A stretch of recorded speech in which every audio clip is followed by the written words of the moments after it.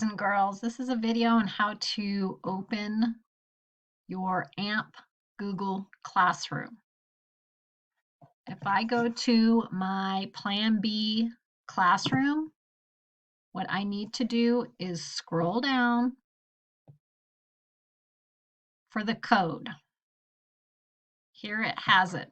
AMP is from 1 to 130, the new class code, RTVXK3D. I'm going to write that down on a piece of paper. RTVXK3D. Oops. Actually, I'm going to see if it'll let me copy paste. Let me see if I can highlight it and copy it.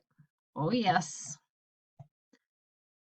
All right, so now I'm going to look for the hamburger up here in the top left. Click it, go to your classes. Now I'm looking at all the classes that I've signed up for this school year. Here is the plus sign in the top right. I need to create or join the class. Join class. This is where I'm going to put that class code. I'm going to paste it in. RTVXK3D, and I'm going to click join.